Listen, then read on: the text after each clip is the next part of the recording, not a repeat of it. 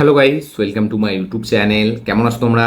এখন আমরা কথা বলবো হচ্ছে ধনুষ, নাগার্জুন অ্যান্ড রশ্মিকা মান্দানা স্টার আর রিসেন্টলি আগের মাসে রিলিজ হওয়া ফিল্ম, যেটার নাম হচ্ছে কুবেরা। ফিল্মটা 20 তারিখ জুন মাসে রিলিজ হয়েছিল। এই ফিল্মটার 150 কোটি টাকা বাজেট, বাট এই ফিল্মটা কালেক্ট করেছে হচ্ছে 130 থেকে 140 কোটি টাকার মধ্যে। তো কুবেরা ফিল্মটা ফাইনালি আমি এখন দেখলাম, কেমন লাগলো। এবং এই ফিল্মটা অলরেডি মেবি অ্যামাজন প্রাইমে অ্যাভেলেবেল আছে, ঠিক আছে? তো এই ফিল্মটা আমি ফাইনালি এখন কমপ্লিট করলাম। কেমন লাগলো আমার কুবেরা ফিল্মটা, সেটা নিয়ে কথা বলবো। চলো ভিডিওটা শুরু করা যাক। তো কেমন হলো ক্রাইম ড্রামা অ্যাকশন ফিল্ম, যেটার নাম হচ্ছে কুবেরা, স্টারিং নাগার্জুন, ধনুষ অ্যান্ড রশ্মিকা মান্দানা।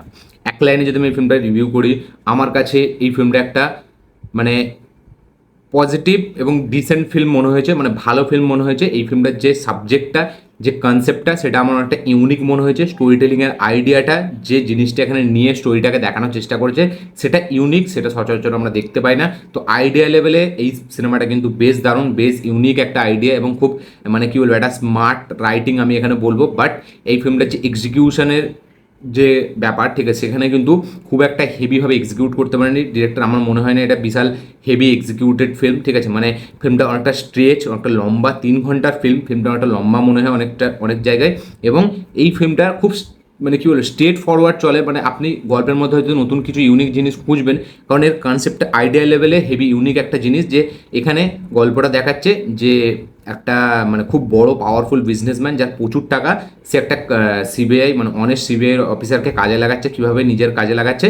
এবং সেই সিবিআই অফিসারটা একটা আইডিয়া বার করছে, যার আইডিয়াটার জন্য মানে তাদের দরকার হচ্ছে ভিখারিদের, ইয়েস বেগার্সদের তাদের দরকার। এবং তারা 4টে ভিখারি এখানে মানে ম্যানেজ করে আনছে, যার মধ্যে একটা হচ্ছে ধনুষের ক্যারেক্টারটা। এবার সেই ভিখারিগুলোর সাথে কি কি হচ্ছে এবং সেই ভিখারিগুলোকে কেনই বা এরা আনছে এবং কি দরকার ছিল, এবং যখন দরকার মিটে যাচ্ছে তাদের সাথে কি কি করছে, সেই সব জিনিসগুলো দেখার জন্য এই ফিল্মটা আপনাদেরকে দেখতে হবে। এবং এখানে গল্পটা হচ্ছে মেন হচ্ছে যে মানে কি বলবো, গরিব ভার্সেস বড়লোকের একটা এখানে ব্যাপার আমরা দেখতে পাচ্ছি। মেন মুদ্রা ওইটাই, বাট তার উপরে কিছু পলিটিক্স, কিছু অয়েলের ব্যাপার এখানে দেখানো হয়েছে। বাট মেন যে ব্যাপারটা, যে ভিখারিদের যে কি লাইফস্টাইল, তারা কিভাবে জীবনটা কাটে, সেইটাই হচ্ছে এই সিনেমার মেন মুদ্রা। এবং উল্টো দিকে বড় লোকরা কিভাবে তাদের নিজের জীবনটাকে কাটায়, তারা কিভাবে এই ভিখারিদেরকে দেখে, বা একটা গাড়ি ঠুকে দিয়ে চলে গেলেও, ঠিক আছে, তার মানে তাদের কোনো কিছু যায় আসে না যে এই ভিখারিদের ওপর যদি গাড়ি চাপিয়ে দেয়। তো এই সব জিনিসগুলোকে ডিরেক্ট অ্যাড্রেস করার চেষ্টা করছে। মেন মুদ্রাটা হচ্ছে ভিখারিদেরকে নিয়ে। তো এই ফিল্মটা যেরকম বললাম, এক লাইনে আমার একটা ডিসেন্ট, বেশ ভালো একটা ফিল্ম মনে হয়েছে। মানে আমি বলবো না যে আমাকে আমাকে হেভিভাবে কিছু চমকে দিয়েছে বা একদম বিশাল লেভেলে মানে আমি উড়ে গেছি, এরকম কিছু না। বাট এই ফিল্মটার যে জিনিসটা আপনার খুব নজরে লাগবে, খুব পজিটিভ, একদম স্ট্রং লাগবে, সেটা হচ্ছে এখানে ধনুষের পারফরমেন্স। ধানুষকে এতটা মানে ভিখারি দেখে মনে হয় যে মানে অরিজিনাল ভিখারিদেরকে আপনি ভিখারি বলবেন না। মানে ধানুষ এতটা সেই ক্যারেক্টারটাই মানে ক্যারেক্টারটাকে নিজের করে নিয়েছে। মানে ধানুষকে দেখলে জেনুইনলি ভিখারি মনে হয়। মানে আজকালকার আপনি সচরাচর ভিখারিদেরকে দেখলে মনে হবে না যে এরা ভিখারি বলে, বা এদের আদৌ কোনো মানে কী বলবো, কোনো খারাপ কিছু শরীরের জিনিস আছে কি না, কারো পা ভাঙা, কারোর হে ভাঙা। বাট ধানুষকে দেখলে রিয়েলি মনে হবে যে তার হাত সত্যিই ভাঙা। এবং তার যে গেট আপ, সে যেভাবে লুকসটা নিয়েছে, সেটা দুর্দান্ত। এবং পুরো থ্রু আউট মানে ধনুষের মতো অ্যাক্টার বলে এটা এটা করতে রাজি হয়েছে। তার সেরকম কোনো ডায়লগস নেই সিনেমাতে, ঠিক আছে? মানে সে যে একটা এরকম বড় স্টার একটা তামিল ইন্ডাস্ট্রি, ঠিক আছে, এবং সে ব্যাক টু ব্যাক এত কাজ করে, এত বিজি সে একটা স্টার। এবং ইন্ডিয়ার সব থেকে বিজি স্টার হচ্ছে এখন এই মুহূর্তে ধনুষ, তারপরে মনে হয় প্রভাস। ধনুষ বিশাল লেভেলে এখন বিজি স্টার, একটার পর একটা সিনেমা বানাচ্ছে। এবং সে তার মধ্যেও এরকম গেট আপ এবং তার পারফরমেন্স মানে চমকে দেবে। মানে হেভি লেভেলের পারফরমেন্স একটা সে দিয়েছে, এবং তাকে দেখলে জেনুইন ভিখারি মনে হয়। তার মুখে কোনো ডায়লগস নেই, খুব রেয়ার একটা দুটো ডায়লগস আমরা দেখতে পাই। পুরো থ্রু আউট স্ক্রিন প্লে সে মানে মানুষের কাছে ছোট হয়, তাকে ছোট করা হয়। এবং পুরো ভিখারির জীবনটাকে ধনুষ সেখানে মানে মানে কী বলবো, সে ওই জায়গাটায় বেঁচেছে। মানে সেই জায়গাটা যে হিন্দিতে বলে না, জিয়া হে, মানে ওইটা সত্যি মানে ভিখারিদের লাইফ জীবনটা সে পুরো ওইখানটায় ফিল করেছে। এবং পুরো থ্রু আউট স্ক্রিন প্লে আপনি সেটাকে লক্ষ্য করবেন। বাকি এখানে নাগার্জুনের ক্যারেক্টারটা যদি আমি কথা বলি, তার রোল এখানে অ্যাজ সাচ সেরকম কিছু হেভি করার মতো ছিল না। এবং তার ক্যারেক্টারটার পারফরমেন্সও হিন্দি ডাবিংয়ে তো অতটা ভালোই লাগেনি। এবং তার একটা কী বলে, একটা ওয়ান সাইড মানে পারফরমেন্সই একটা দিয়েছে, যেটা আমার একটা ওকে ওকে মনে হয়েছে। রশ্মিকার এখানে করার মতো কিছু ছিল না। বাট তাও যখন দিয়ে রশ্মিকা আসে, ফিল্মটার মধ্যে একটা আলাদা চার্ম আসে। না হলে ফিল্মটা একটা একই জোনে একটা শিফট করছিল, একটা মানে কী বলবো, একটা টেমপ্লেট বেসড হয়ে গেছিলো যে এই হবে, এই আমরা দেখতে পাবো, এবং কিছুক্ষণ পরে একটা জিনিস এরকম চলে যাবে এবং তারপরে তাকে খোঁজা হবে। বাট রশ্মিকা মান্দানা ক্যারেক্টারটা যখন থেকে ফিল্মে আসে তখন একটু আলাদা চেঞ্জ হয় স্ক্রিপ্টটা, মানে স্ক্রিন প্লেটা একটু চেঞ্জ হয় এবং সেটা কিন্তু হালকা মজাও দেয়। থ্রু আউট ধানুষ যতক্ষণ থাকে দেখতে মজা লাগে, বাট একটা টাইমের পর আপনার মনে হবে যে অনেকটা ইচ্ছা করে টেনে খিচে বাড়াচ্ছে সিনেমাটা, স্ট্রেচ মনে হবে। এবং এখানে যদি ভিলেন্সের কথা বলি, তাহলে ভিলেনটা যাকে দেওয়া হয়েছে, সে যে বিজনেসম্যান এত বড় পাওয়ারফুল, সেই ক্যারেক্টারটা কিন্তু দেখলে মনে হয় এবং সেই রোলটার সাথে জাস্টিফাই করেছে। এবং এই যে এখানে অ্যান্টাগনিস্ট এর পারফরমেন্স খুব ভালো দেয়। একে আপনারা পাদমাবাতেও দেখেছেন, মানে রণবীর সিং এর সাথে থাকবে, তার সাথী, ঠিক আছে, খিলজির সাথে থাকবে। তো রাবদা বই মেন ভিলেন ছিল এই যে অ্যাক্টারটা, এবং তাকে কিন্তু জেনুইনলি দেখলে মনে হয়েছে খুব বড় একটা বিজনেসম্যান, একটা পাওয়ারফুল বিজনেসম্যান। এবার এই যে বললাম যে গল্পটা, যে কিভাবে এই ভিখারিদেরকে ইউজ করে বড় বড় টাকা মানে হোয়াইট করা হচ্ছে, এবং ফাইনালি একদিন একটা ভিখারি সে কোনোভাবে এইটা থেকে বেরিয়ে যাচ্ছে, এই র্যাকেটটা থেকে, এবং গিয়ে সে কিভাবে পুরো মানে এই দিক ওই দিক ঘুরে বেড়াচ্ছে, অ্যাকচুয়ালি তার সাথে আদৌ কী হবে, সে কীভাবে এত কোটি টাকার মালিক হয়ে গেল, সেই সব জানার জন্য এই ফিল্মটা আপনাদেরকে দেখতে হবে।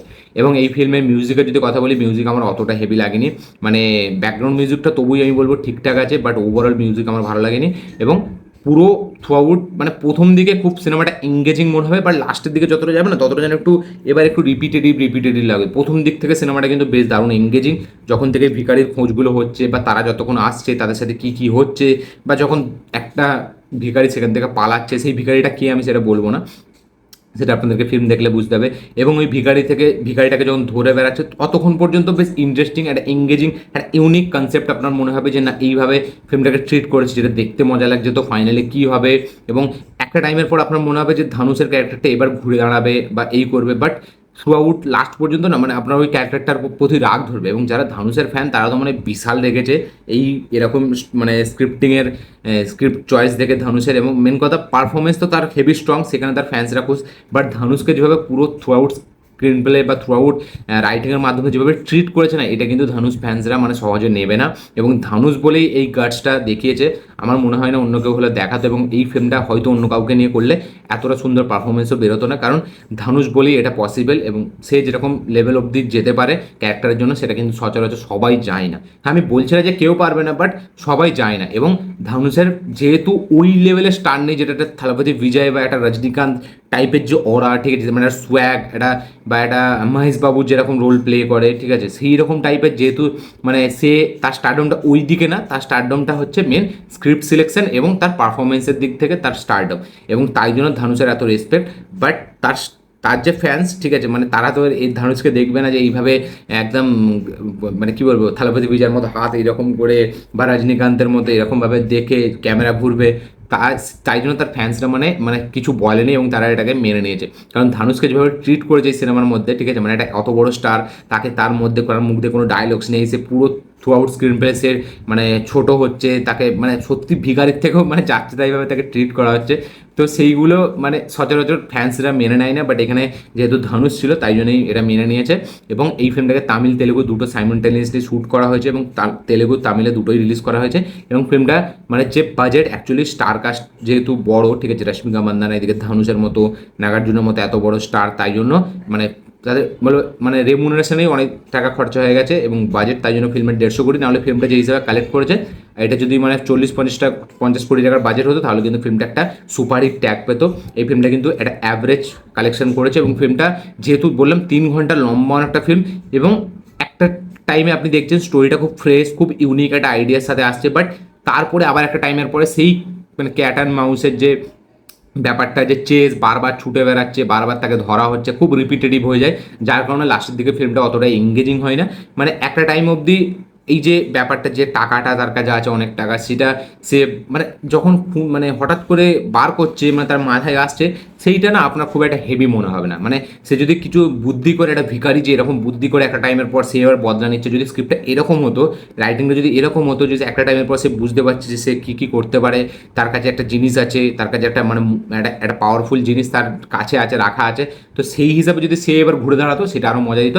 মানে লাস্ট পর্যন্ত সেই ক্যারেক্টারটা যেন কিছু করতে পারে না, একদম বেকার। এবং যেহেতু সে ভিখারি তাই জন্যই এটাকে এইভাবে ট্রিট করা হয়েছে, বাট আমি বলবো একটু ফিকশনালাইজ, একটু আরও সিনেম্যাটিকভাবে এটাকে ট্রিট করা হলে, মানে সিনেমার একটু কমার্শিয়ালি ওয়েতে ট্রিট করা হলে আমার মনে হয় আরও বেটার হতো। তো আমার এই ফিল্মটা যেরকম বললাম খুব 3 ঘন্টা লম্বা, খুব স্ট্রেচ মনে হয়, যার কারণে ফিল্মটা একটা one time watch decent film রয়ে যায়। বাট ধনুষের পারফরমেন্স খুবই স্ট্রং ছিল, হেভি একটা পারফরমেন্সই দিয়েছে, এবং ভিখারিদের লাইফটাকে কীভাবে এখানে দেখিয়েছে সেটা বেশ ভালো লেগেছে আমার, যেভাবে দেখিয়েছে ফিল্মটাই তো সেটা ভালো। বাট ওভারঅল যে আপনি একটা হেভি কিছু দেখছেন, একটা ইউনিক বা একটা হেভি কিছু চেস, মানে ফিল্মটার মধ্যে চেস সিকুয়েন্স বা কিছু, মানে কি বলবো, এটা একবার ভিলেন মানে হিরোকে এইভাবে ট্রিট করছে, বা এরপর একটা টাইমের পর হিরো এরকম ঘুরে দাঁড়াচ্ছে ভিলেনকে ট্রিট করছে, সেটা আমার মনে হয় আরও বেটার হতো। আপনাদের কি বক্তব্য, কি রিয়াকশন, কি মতামত কুবেরা ফিল্মটাকে নিয়ে অবশ্যই কমেন্টে লিখে জানাবেন। যারা যারা দেখেননি, দেখবেন ভাবছেন, তারা অবশ্যই গিয়ে চেক আউট করুন এবং দেখে অবশ্যই কমেন্ট করবেন আপনাদের কি বক্তব্য, কি মতামত, কি রিয়াকশন। যারা অলরেডি দেখে নিয়েছেন তাদের কি রিয়াকশন ছিল এই ফিল্মটাকে নিয়ে, এবং যারা থিয়েটারে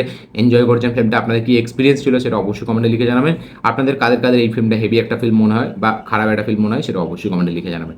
আমার এই ছিল রিয়াকশন, আমার রিসেন্ট একটা বেশ ওয়ান টাইম ওয়াচ ফিল্ম আমার এটা মনে হয়েছে। আপনাদের বক্তব্য অবশ্যই শেয়ার করবেন। ভিডিওটা ভালো লেগে থাকলে লাইক শেয়ার কমেন্ট করে দেবেন। চ্যানেল তুলে চ্যানেলটিকে সাবস্ক্রাইব করবেন, বেল আইকন প্রেস করতে ভুলবেন না। দেখা হচ্ছে পরের ভিডিওতে, ততক্ষণের জন্য বাই।